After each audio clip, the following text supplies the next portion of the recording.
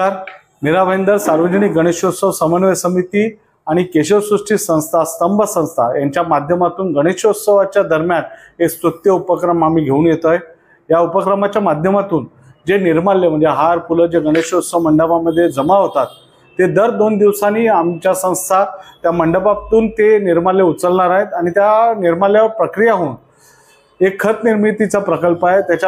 ते खत पालघर येथील शेतकऱ्यांना मोफत दिलं जाणार आहे। त्याचबरोबर या प्रक्रिया केलेल्या फुलांच्या पाकळ्यांपासून अगरबत्ती बनवण्याचं काम, एक रोजगार निर्मितीचं काम उत्तर येथील महिलांना दिलं जाणार आहे। हा स्तुत्य उपक्रम आहे। याच्यासाठी आपण सर्वांनी आम्हाला सहभाग करावा, सहयोग द्यावा। या संस्थेच्या गाड्या आपल्या मंडपामध्ये येतील। दर 2 दिवसांनी ही गाडी आपल्या मंडपात येईल। आपण हे निर्माल्य आमच्याकडे स्वाधीन करावं आणि या चळवळीमध्ये आपण सहभागी व्हावा। जय हिंद, जय महाराष्ट्र। नमस्कार।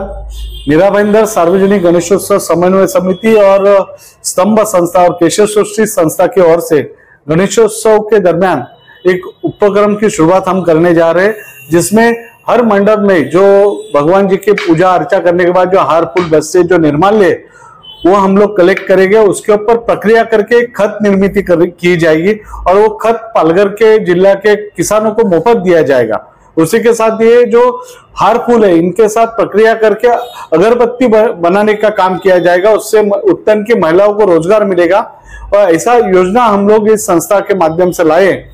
7 तारीख को गणेश जी का आगमन हो रहा है। 7 से हर 2 दिन के बाद आपके पंडाल में हमारी व्हीकल्स आएगी और हमारे संस्था के जो रिप्रेजेंटेटिव है वो आपसे वो निर्माल्य कलेक्ट करेंगे। तो ये अच्छा उपक्रम है, इसमें आप आपका सहयोग और सहभाग दीजिए और हमको सहयोग कीजिए। जय हिंद, जय महाराष्ट्र।